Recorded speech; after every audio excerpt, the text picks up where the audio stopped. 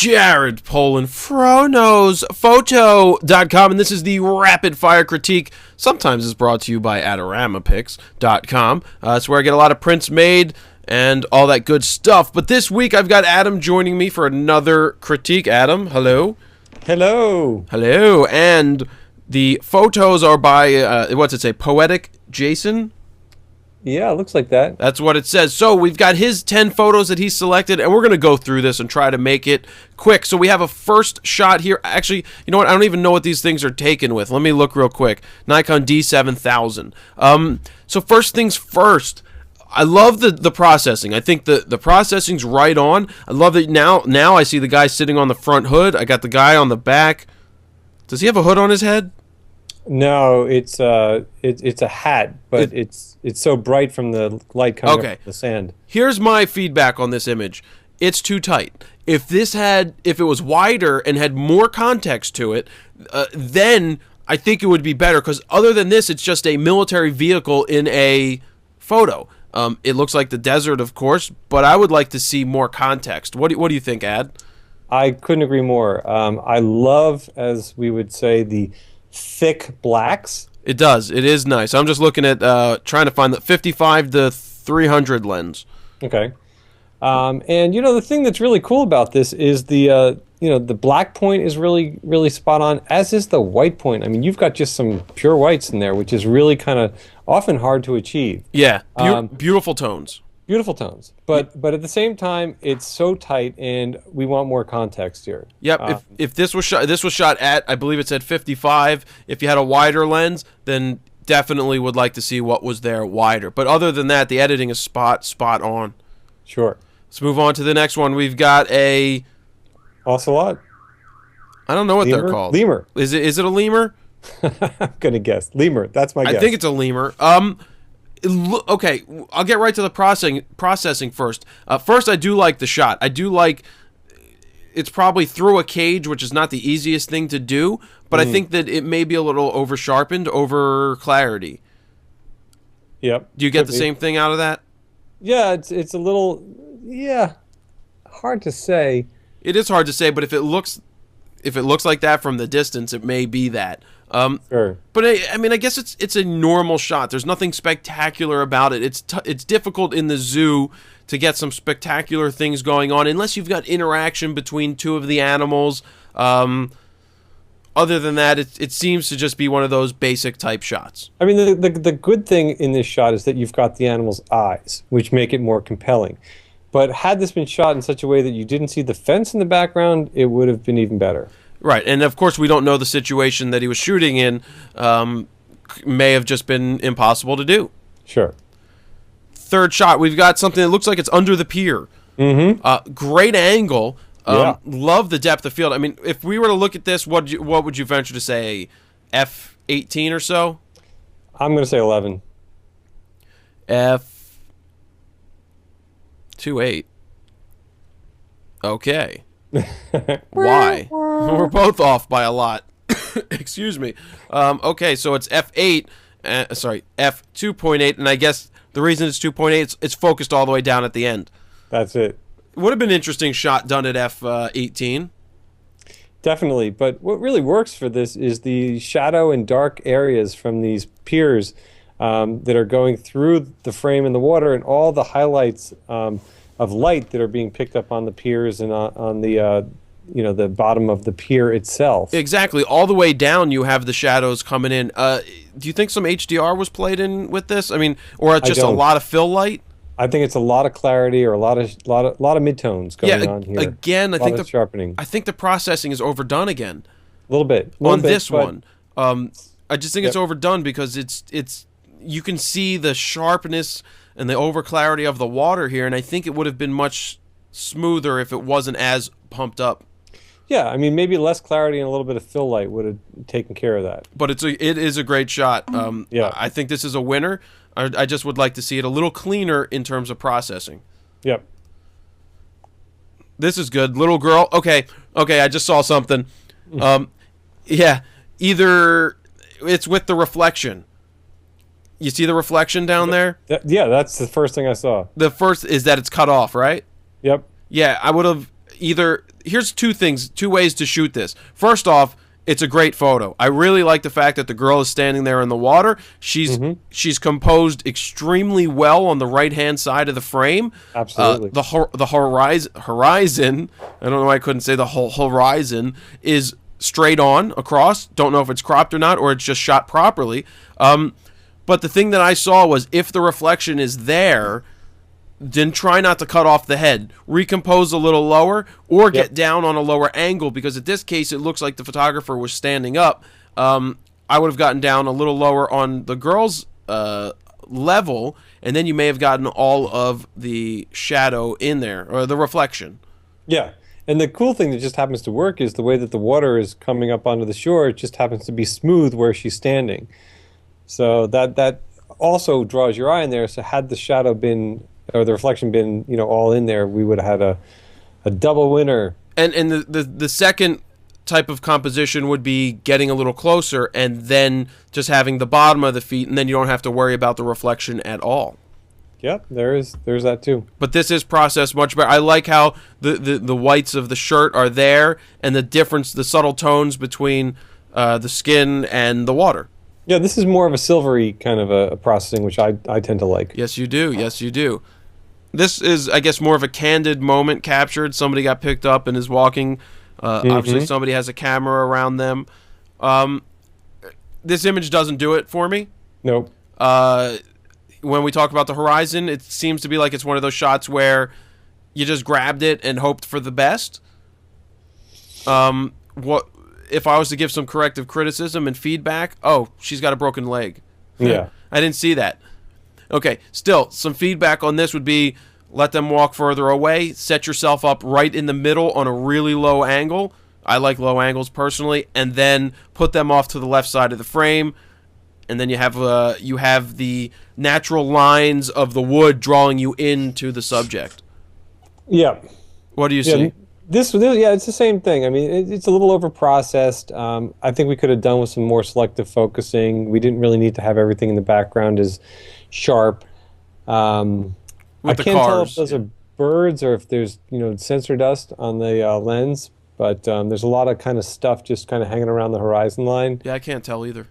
So yeah, I'm with you. I mean, it's kind of like a snapshot. It doesn't really do much for me. If we saw more of her face or the couple's interaction or something, and it's also the same over processing. You see kind of like the ghosting in the grayish white areas. Sure. And I'll say this: we're not ripping apart the photographer's work. This isn't ripping it apart. This is how I've been through art school, or it's photography school, and I'm not saying that everything should be done that way that it was done, but this is what we would do. We would sit there and put the photos up, and people would point things out, and not everything that people point out is right. We're not in the situation with the photographer knowing what they're doing. This is just feedback based off of the information that we have in front of us to say what we think about the composition, the processing, things that you could try to do differently. It's not saying that it's totally wrong. It's just giving an idea so that if you have something similar that you photographed, that you can then go, okay, the cars in the background were distracting here. What could I have done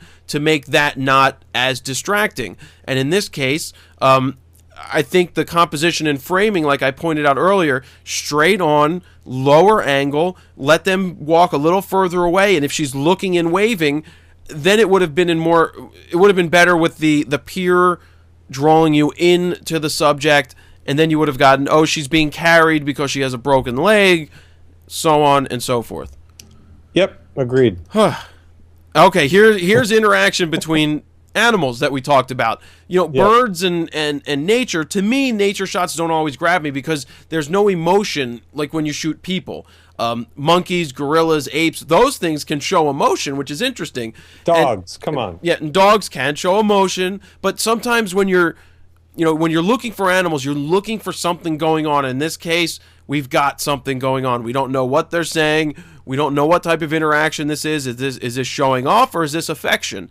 And the reflection here is great. The processing is much better in this one, and the fact that it's shot at a shallower depth of field really draws you right into the seagulls. And a low angle. Lower angle. Yeah, no, this interaction is really special and it's unique, and I like it for all the reasons that you mentioned as well. You also have the footsteps. If you look Yep. at the bottom, that's where the birds were walking, but composed very well. Great processing. Like how the light is coming in right on the birds, and it just highlights the interactions, and that's what you're looking for when it comes to a nature shot. Sure. And here's a shot of nature. Okay, what grabs me about this is how boomified it is. I love the separation between the foreground and the background. In this case, that is really, really good. Is it the most interesting subject in the world? No. If we had a bird or some object right in the middle camping out, like a spider or something, then it would be like ideal. But Spider. well, I'm just How about saying, a spider eating a bird? a spider eating a bird, being caught by a hawk, so on and so forth. But I like the light, I like the processing, I like the bokeh and the boomification. I just think that it needs a little bit of something, and it's not like you can create something and say, go put it there. But you know what I really do like about this is the photographer is seeing things. I mean, he saw this. He saw this out of all the chaos, out of all of, the stuff that's going on. He noticed how the light was hitting us. He noticed all the little curlicues and knots and stuff. And the way that he framed it against the trees in the background to get that kind of bokeh to kind of pop out the center of the frame, it really works. And like you said, if there was just something else going on here, it would have been even more interesting. And what I noticed now is in the bottom right corner, that is a cool looking leaf. If there was something more in the middle sticking out, like creating that dimension, that almost 3D feel, that's cool. Remember that greens are great in the background, blown out. Greens are awesome when it comes to blowing out bokeh in the background. So, like you said, seeing is half the battle. This is processed well too, so I'm happy with the shot for those reasons. Yep. And we've got obviously it's a sundown shot. Mm-hmm. What gets me first here are the colors. Absolutely. And I'm trying to figure out, is that like looks like a bridge. Is it a bridge? Yeah. You I'm sure? going to guess it's a bridge. It looks like a steel structure that would be indicative of a small bridge. Or it could be cranes on a loading dock? Yeah, it's possible too. I mean, it seems kind of long-ish. Yeah. Well, either way, I like the colors. The colors are what grab me or make me gravitate towards the photo. Is the subject matter? It's another thing. Yeah, I don't know. I agree with you. I mean, it's a really nice kind of serene shot. The fact that we've got the sunset that's reflecting really beautifully in the water and kind of all the gentle kind of shapes and tones and contours and stuff. It's nice, but again, it's missing one thing. Exactly. It's just missing something that just makes you like do a double take. It's and the say, context. Oh, It's cool. the subject matter. There's nothing in there that just grabs you and puts it in the context. And again, this is not, we're not cutting it down. It's a beautiful shot. It's nicely shot. It's really nicely processed. It's more a matter of for me, I would like to see something a little bit more with it, but I certainly can understand why this photographer chose to shoot this. Sure. And when we say more, it would be like something subject to bring everything into focus or into context. Yep. Boom. Hello. Yeah, so we've got, what's it, a dragonfly of sorts? Looks like it. These are, these shots are pretty fascinating. This is not the easiest thing to do. And when you focus right in on the face, whatever you want to call those things, I guess it's a face. I like this. You've got a really sharp focus right on the subject. In this case, it's a bug. And the blade of grass or whatever, not grass, it's probably a tree or leaf. I don't know. It's something green. But the fact that it's in focus and the bug's in focus and then it falls out everywhere else but right on the face is what makes this image a winner. Yeah, I mean, the amount of time that he had to get this shot was a flash. Wow, look at those eyes. That's And crazy. exactly. To be able to get this and to have it look so cool. And the thing that I love about it is the composition. You know, the way that the bug is off to the left of the frame. You've got the wings kind of like, you know, filling into the right side of the frame. It goes from that yellow to green, but the bug, you still see some kind of pinkish and silvery and bluish tones in there. This is a winner. It's really nicely done. Yep. So that's, you know, when we talk about context, you've got the green thing going all the way through. I don't know, what do you call it? A stem? Something? I don't know. It could be like a stem inside of a flower or something. It's hard to say. All right. So anyway, that's Doesn't matter. it's going through the frame, which is great, and then the subject's there and the focus is right on. So that's cool. And this is the last shot that's there. I always love these shots. Always. I don't you know, some are better than others, but I like these shots, these long exposures that bring in all the colors and they spin around and it looks like a target. I just like these shots. Absolutely. Carnival shots. I think one of the very first shots that I've seen of yours was a carnival shot where you were playing around with stuff like this. Sure. And, you know, the one thing that I've learned in doing this, and I would always recommend to anybody trying to do so in the future, is time of day. You see from, you know, the way that this was shot that the sky has kind of like that nice bluish color to it. It's like at sundown. However, had he shot this maybe 30 minutes earlier, that Ferris wheel would have popped so much more against that sky because the sky would have gone to black. You still would have had that blue color. And that's the thing about doing these kind of shots. If you're deciding to go to like a county fair or a carnival thing like this, and you do think, okay, I'm going to do long exposures, I'm going to bring my tripod, yada, yada, you really have to wait for that light. And you've only got about a 30-minute window or so for the sky to be that magic color. Yep. Barring all that aside, I love this shot. I love this kind of photography, and I think that he did a really excellent job. Yeah, I definitely I like these shots too. And there's all different ways you can do this with the spinny, the swings and the merry-go-rounds and just things that are going faster make for really cool long exposure shots that your friends are just going to be like, wow, the colors are awesome, the photo pops. There's a whole lot of this that you can do out there. And like Adam said, when sundown comes around, there's interesting colors that play in and contrast off the background. And that's what we're looking for. But other than that, you know, very good photo set. There's some room for improvement in everybody's work. And I think that, you know, he's very, very close again. And taking a lot of these tips and just seeing it and feeling it when you're going out there and shoot is the difference between having those images that are, okay, I think it's missing something, to, all right, there's really not much to say about it other than it's spot on and did a great job. Yep. So, again, thank you, Adam. We're going to wrap it up there. All right. Another rapid fire critique that was extremely on point and really fast, right? It's so rapid. My so God. rapid. I mean, like a freight train. I don't know what I would do if it wasn't so rapid. But thank you very much for sending this in.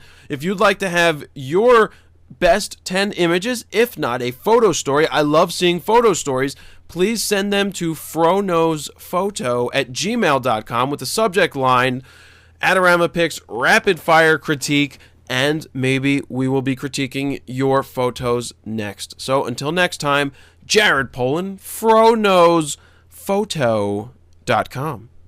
See ya!